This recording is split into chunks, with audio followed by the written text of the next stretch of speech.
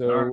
So we will begin. So everybody welcome. This is Dr. Michael Kaye from the Center of Functional Health, and I have the honor to be here with two representatives of KORU Real Wellness, Colin and Ari. So before we begin, guys, I would love you guys to share some of your background. Ladies first. Oh, thank you. Thanks, Dr. Kaye. All right, my name is Arianna Schimek. I am a Life with Heart coach, yoga teacher, and marketing brand strategist. And I work here at KORU, offering coaching and yoga, of course. And I am the director of growth. That's right. And hi, I'm Colin. I'm one of the founders and owners of KORU. And I've also been given recently the title CVO, Chief Vision Officer at KORU, which is fun. My main background is in somatics, which is essentially the reality that we embody, our perceptions, our thoughts, our feelings, and we manifest that, or we manifest our world in accordance with all of that. It's a mirror, the reality of mirroring and like inner, like outer. Movement is the key modality that I utilize, and what we started here is called embodied movement coaching, among other things, like functional health. Excellent. So why did Frances just show up? Frances she clicked the Zoom link and she showed up. So now she is here. She is watching us. So, can you share the mission statement of KORU? First of all, KORU, what does that mean? And then the mission statement of KORU. Mm-hmm. Well, our growth director has helped figure that out. The mission statement, I'm pretty sure, is just optimize the way we live, right? Well, optimizing the way we live is our new tagline, and it's very much attached to the mission. I think broadly, I think we can all agree, especially right now, that the world as we know it is in quite a disarray.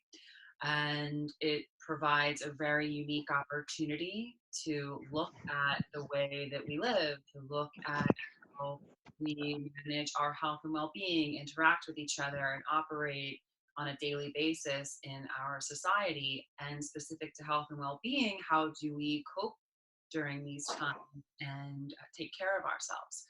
So KORU was really built upon the foundation of serving as an educational center where we can support each other in learning, growing, and evolving through changes so that we truly can thrive and optimize the way we live, and sustainably, really, for now and in the future.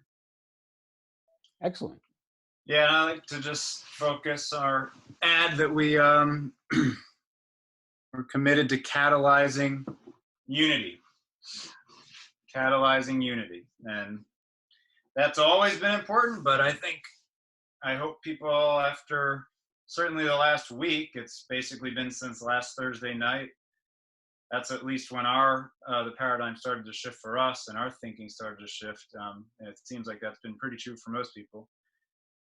It's always true that we are committed to unity, but now more than ever, I think I'm very focused on what does that really mean and how can we start to act differently given it's not quite a clean slate, but I think we have the freedom right now to feel and to think pretty differently than certainly 8 days ago.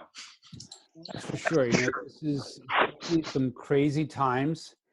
So now we have to look to see how we can adapt, thrive, and grow. And that's really, really important. So we talked about this before. We need to take some action, right? We just don't want to sit in the house watching Netflix all the time and not moving forward. So let's talk about some action steps that people can take while they adapt to this current scenario. I mean, it's craziness out there right now. A lot of people are very overwhelmed, and I want us to be that leading force that lends them the calm in this storm. So Colin, you and I have talked several times about sleep. So let's start with sleep. What incredible weapon, right? A weapon that can really help you the most. If you want to arm yourself with something that is great, sleep is it. If you want to talk about the best medicine, sleep is it. So if you guys can share, about sleep, why it's important, and the repair process, and then we'll move forward. Sure. Well, all of that is in addition to watching some Netflix, of course, right? I don't watch. I don't know how to work the remote control, so I don't watch Netflix. So I'm usually just reading and studying instead. So. Right. I think you watch. You sit on the floor. You're not on the couch. But that is correct. Very good. Yeah. So in addition to the entertainment, which we got to balance that. Yes, our list here that we have on our board behind. Hey, Edie. Hey, Edie. The list. Hope you're feeling well. Yeah. And the list we've been talking about, and here's Dash. Certainly, top priority is sleep. We're sleeping more in the last 5 or 6 days than we definitely normally do, and that's at least probably 8.5 hours right now. And I think to a large extent we're just not.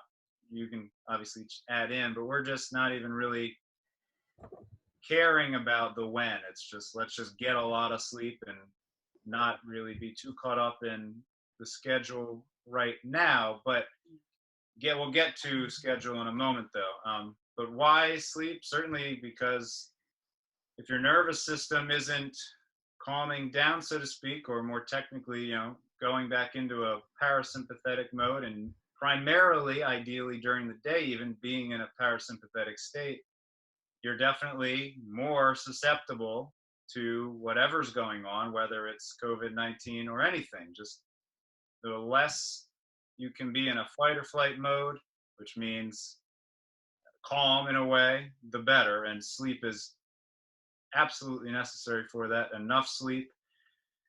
And again, enough is part of it. The right timing is great, but right now I think just get enough. Just get more than you're used to is where our thinking is. Mm-hmm. Yeah, I think it's the foundation for everything we do. It's the foundation for your day, how you feel, the way you think, how connected you are to yourself and your free thinking, creativity. And it gives your body the opportunity to reset. And when we deprive ourselves of that, then we deprive our body of regenerating itself and starting anew. And that's especially critical in times like these. It's the number one immune booster, and you can't catch up on it too. That's the thing. It's so important that we make sure to do it day to day to day, because you can't make it up, and it can take such a toll on the body if you don't get it. Well, yeah. I agree with that. And that statement is so true. You know what? We can't bank sleep, right? We cannot bank sleep. We cannot catch up on sleep. Mm-hmm. And we talk about that, but I don't want to be nonchalant about that, right? I just don't want to say, hey, let's sleep more, because when our system is so revved up, when our sympathetic system is so revved up, we just can't sleep. We can't just turn it off. I mean, people are watching the news, all day long. They're concerned. So let's offer some tips on how they can get to sleep. How can they improve their sleep, especially at a time like this? I mean, I always preach, listen, you got to stop the whole blue light thing. You can't read off of the Kindle at nighttime. Shut the TV off, shut the computer off. There are things that you really need to do. What can you guys add to helping people to shut it down and get some good sleep? So I'll go first on this one, and then I'll pass it over to Colin. But what's really worked for us, and what I recommend to others often, is, especially if you're really amped up, stressed out, and feeling like shutting down is just so far out and what you need to do, though, tea. Make yourself some tea, nighttime tea, some nice relaxing chamomile, breathe deep, relaxation, herbal teas, about an hour out from the time which you actually want to start to go to sleep. And I'd say at least a half an hour before bed, make sure, to your point, Michael, no electronics, blue light, nothing that might disturb your, your descension into sleep. And meditation, deep breathing, quiet meditation, just even if it is listening to the sound of a recording or a guided meditation that you might be able to listen to, but just something to calm the body and mind before going to sleep. There's nothing worse than just going right from something hyperactive and trying to lay down and go to sleep. You're not there. You can't do it. So that's some of our best practices. Yeah, and I don't think you literally can sleep, if not just simply sleep well, if you know, there has to be something between whatever you're doing and the head hitting the pillow, for to say the least. You've got to have some activity, and obviously more likely inactivity in between, like everything already listed: sitting, meditating, just Breathing. being in the dark, there's all kinds of good options. The tea, putting your feet on the ground, and making sure, yes, that the lights are not stimulating. You need to literally turn your brain, so to speak, off. I mean, not literally, but at least shift gears. And a big part of that also is, of course, hey, Howard, what you're doing throughout the day. The quality of your sleep is definitely going to be affected by the quality of your day. There he is. Right into the other three details, aside from the fifth one that we talked about, which I think we'll probably end with. I don't know if you want. I know we're only going to keep this to half an hour, so the other one is really, the next one is obviously just keep some normal patterns. Keep doing things relatively normally, at least in terms of self-care patterns. Normalizing self-care has never been better than right now. This is the time to do it, especially this first week or two. Well, talked about one of you wrote "seize the day," and I want to talk about that statement there. Right? Let's not let that go by without talking about the importance of that.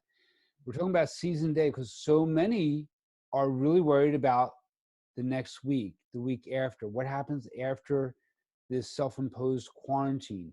Where do we go from there? I'm worried about the future, where so worried about the future, we forget about the day. Yeah. Right? So let's talk about the importance of that day, like you started. What can we do in our day that, says, okay, I know we have the next week coming up and work is crazy. We have to seize this day. So there has to be some type of schedule within that day. Would you guys like to talk about that? Sure. Well, our schedule's definitely been shifting, and we're allowing it to, because we're all adjusting, and we don't really even know what we're adjusting to yet, which, in order to handle that, again, requires that you normalize all of these basic tools and practices. The ability to adjust, given how much we don't know right now, is easier by taking care of yourself. And that's primarily what, of course, we want to be focusing on. And it's as simple as literally getting up and making your bed. Yeah. Like our colleague Casey's been saying, make your bed. Doing everything you might normally do to, so to speak, go to work, even if that means like put on one of your work clothes. It definitely doesn't mean just sit around in your sweatpants and your pajamas.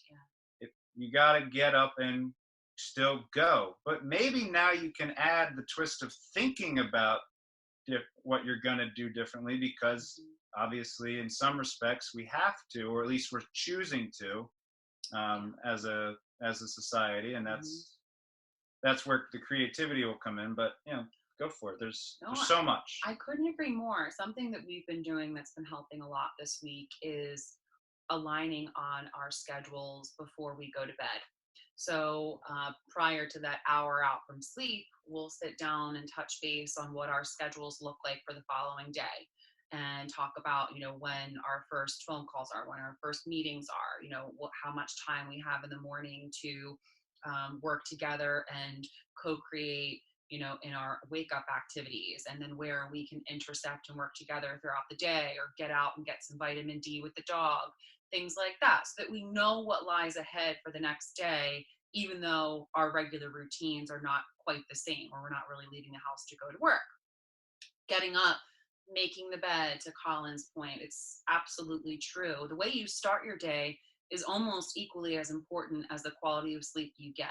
It sets the tone for the entire rest of your day, the way you feel, think. It just sets you up for success. So getting up, making the bed.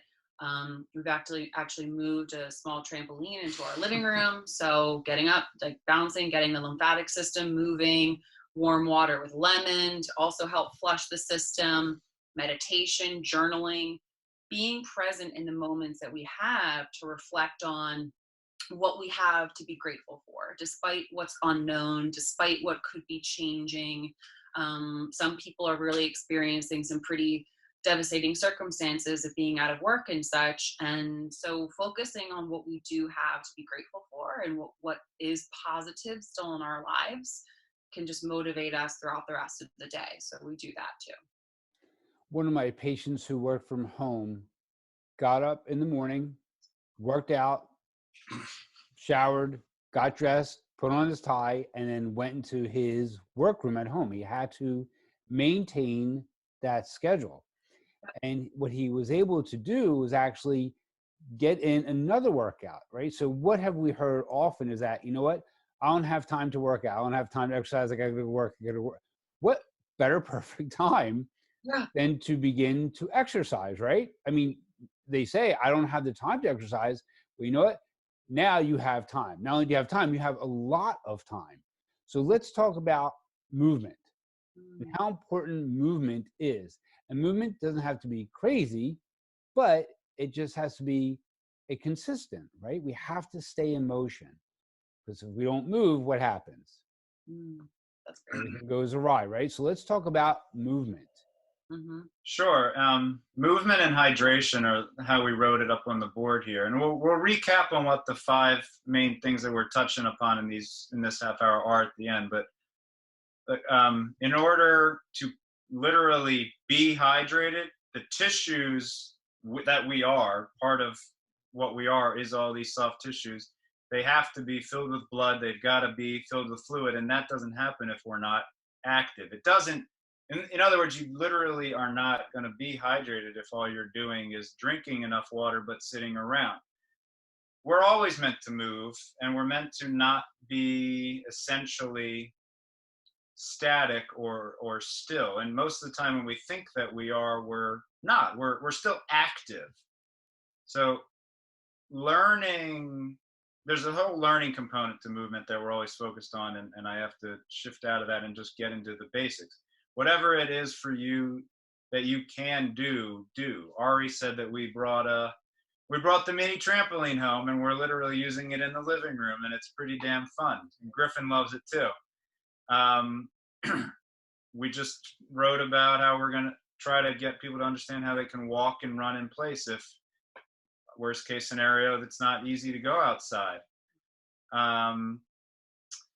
Obviously still going outside and continuing to, or adding more daily walking is critical.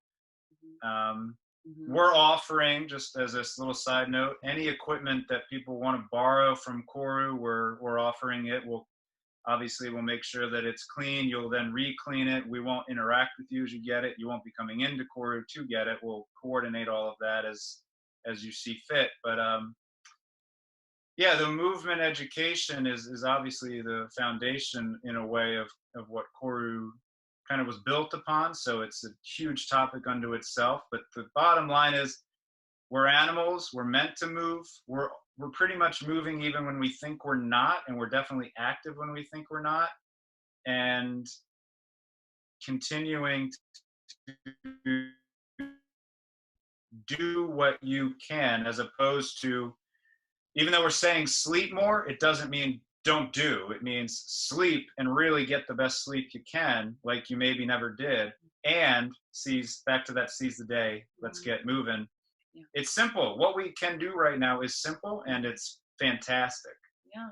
I think there's a real opportunity to take this and make it one of the greatest optimizations of our personal days as we've ever wanted it to be. Like, there's so much freedom now to create like the perfect day, if you really think about it, right? Like getting great sleep, you're waking up, you're having that dynamic morning, you know, getting dressed the way that you always would, going and having your meeting. But then now you can get up from your meeting and you might be able to just go walk around, or you know, for me, be able to go onto the ground and strike a few yoga poses and stretch it out, just as much as, you know, we need to you know, keep ourselves focused on the tasks ahead and not get distracted or wanting to just kind of lounge in bed.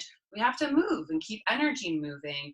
And that's what keeps us energized. And we don't consume energy per se. We have to create it. So with the food we eat, came from this guy, But it's true. With the food we eat and movement, that's how we create more energy. So if we're feeling stagnant in our day, or feeling like, you know, a little tired, or feeling a little stuffy after a meeting, just to get up and move and get the blood flowing for a couple minutes can make such a big difference.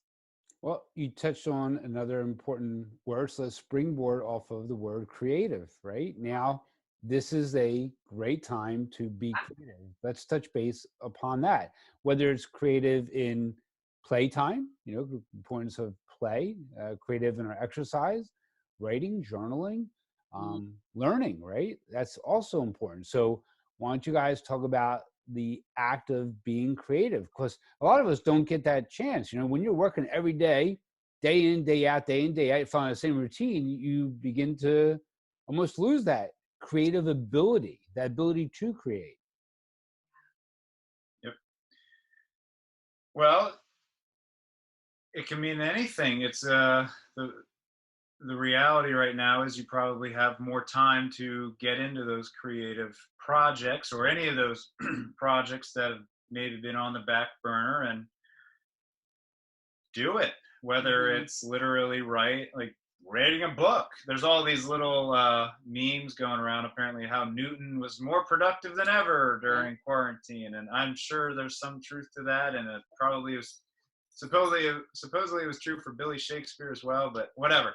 The bottom line is you can, and whatever you feel compelled to do creatively, now you can. You certainly, I suspect, have the time. It's just a matter of prioritizing it and making the space for it. And if you have kids like we do at home with Griffin, maybe now you can get more creative with your kids than ever before too, which is obviously good for everybody.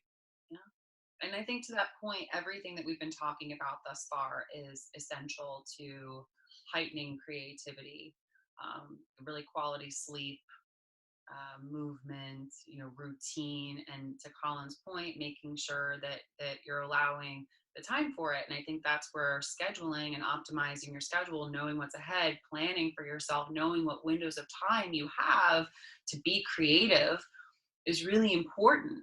And things like getting yourself moving, and, you know, a shift in energy that you may be feeling, getting your blood flowing, your heart pumping, meditating. I mean, I never feel more creative than I do after I meditate. Maybe that's just me. I don't think so. I think there's something to that. But yeah. So we covered, you know, good topics. We covered sleep, right? Super important. Seize the day, movement, being creative. And now I want to talk about something that is of ultra importance. Always it's been important, but now more than ever. And that is communication. We at the Center for Functional Health, and I can say we at KORU, you know, we don't want anybody to feel alone. Not at all. Not in these times, not ever, but especially now, right? So let's talk about communication and how important communication is, and the different types of communication that we have to create now that we didn't have before. And then we can touch base on, from a societal perspective, where are we after the quarantine? Will it always be a fist bump? Will we never not shake hands? Will we ever not hug again? And I'm going to say, no, I think things will go back. I think we'll just be a little bit more diligent, a little bit more careful, right? So let's talk about communication. Like, who's Colin communicating to right now? I'm looking up what. Great question. Yeah, it's relevant. It's here we go. Our colleague, our friend Erica. Social distancing does not mean social isolation. Just, Excellent. again, I'm not sure everybody's on the same page about this yet, and that's okay, but so we won't get into that. But distancing will help flatten the curve. Isolation can cause depression, anxiety, and loneliness. The point is, she had another little bit here about how this isn't about being alone or cutting yourself off. And thank God we have the World Wide Web right now. And also, of course, we can still talk to each other outside for the time being, at least, but more, and our phones. Use it. The point is, use it. We've never, the ability right now to take advantage of the technologies that we have is so critical. We're on the phone with people all day right now, as I know you are, and it's not even about working, it's just social. We need to be socializing and engaging and discussing whatever is going on. Otherwise, you're getting lost in your own little trip, your own little monkey mind, and probably getting stuck, and we need to not do that. It's important that we reach out and connect and communicate. It's all about staying connected or becoming even more connected than ever before, which is the really exciting possibility, and partly what that email that's going to be coming out soon is going to be all about. But yeah, the possibility to be connected even more, so to speak, after this is really exciting, and we can start to kind of till the soil for that right now. We are. There's nothing more effective than face-to-face communication at the end of the day. It's just, I don't think there ever will be, but that doesn't necessarily mean we have to be in person. I think like what we're doing right now with you, Dr. Kaye, is still connection. We feel very connected to you right now. We can see your face, your expressions. We're able to communicate this way, and technology is such a blessing in that sense that although we're social distancing ourselves from one another, we can still connect, and even voice-to-voice communication, good old-fashioned writing letters and things, but just staying connected. And I think that at the end of the day, when we do come face-to-face again with broader community, I think that this is, again, an opportunity just to reflect on how fortunate we are and how thankful we are to be able to be face to face. Like, I think it's going to reignite a sense of gratitude for us to be able to be with each other in person when we can again, and celebrate having community and having each other, and just being more cautious about the way we take care of ourselves and not spreading germs and things. But now is the time more than ever to pick up the phone and call people and let them know you love them and you're thinking of them, and talk to them, and don't stay isolated. No, that's going to do everybody. It's going to do yourself a disservice and anybody that loves you and that you love. Yeah. Right. And I have a challenge for those who are going to be watching this video is, you know what? Write a letter. You know, nobody writes letters anymore. And you know what? It can be a postcard. It can be a thank you card, an I love you card. You know, 3 a day. You know, just write out 3 a day, 2 a day, 1 a day, something, at least once per day, some handwritten letter should go out to somebody, right? It's actually that some people still love getting real mail as well, right? So communication, I feel, is going to be the key that's going to get us through this. I agree. For sure. Yeah, So definitely. I think that's absolutely wonderful. I'm grateful we have these kind of platforms where we can share with each other, see each other. I think that's super important. So we're going to wind this thing up. It's already been 30 minutes. I don't know if you guys realize that already. So fast. So fast. So actually, yeah, it's over 30 minutes. So I want to wrap this up. What is KORU Real Wellness next step? What are you guys going to do next? What are you guys offering? How are you helping each other and one another as we close this? I'll start. So we are working on going digital in complete transparency, enhancing KORU's offerings to serve more of a global community outside of Bucks County, to reach more and more people and connect with more people, grow our community has been on the top of our list for a long time. And what better time than right now than to focus on that and to do that. So we're working on some digital programs and refining some of our offerings for when we do open our doors again. And we're looking to bring some courses online, or classes online rather. Well, and courses too, but yeah, classes online. So my yoga and meditation will be available next week. And yeah.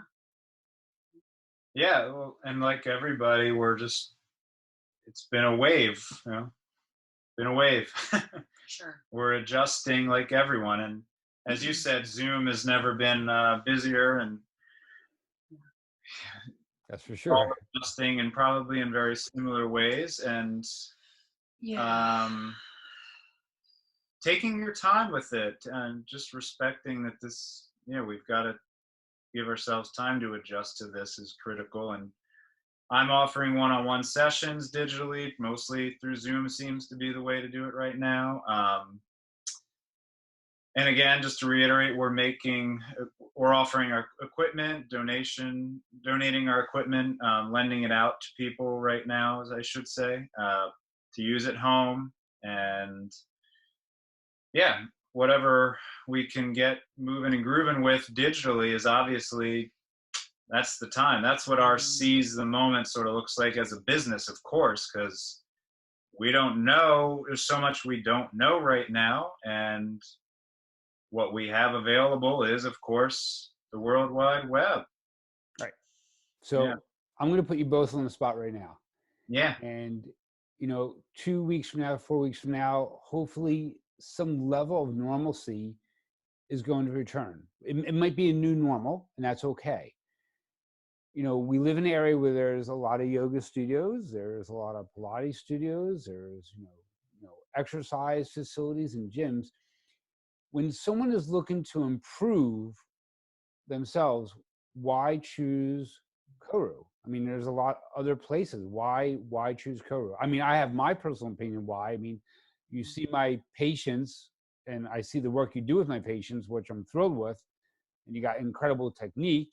I can't wait, Ari, for us to have our session when we talk about coaching and stuff like that. So I want you to share, how do we choose? I mean, there's so many other places, but why KORU? So we like to, when we can, refer to ourselves as an education center. The primary offering really is learning. We're here to teach. And what we're teaching is, again, simple self-care principles and practices that are true or are available for all of us, and what we like to say are real, hence the real wellness. Mm-hmm.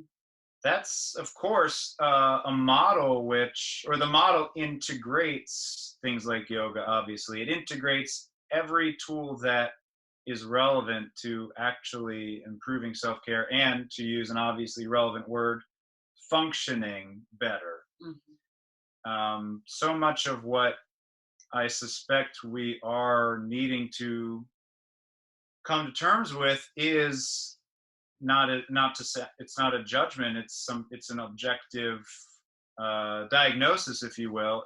Dysfunctions in our both individual worlds and our communities and our global society, and our within the context of our species, there is dysfunction, if you will. And there's a need, of course, and I think that need is going to become clearer and clearer, to literally reform our thinking. Hence, we need to educate, reform our thinking, and reform our patterning in the context of what really works, what is functioning for us and not functioning for us. I love that word works. I like to say that what works is what allows for and supports more life. Mm-hmm. And that's, I think, the same as functioning. That's exactly what functioning is as well. And that isn't, again, this is not a judgment. That isn't our norm in many contexts and many levels. And that can become our norm.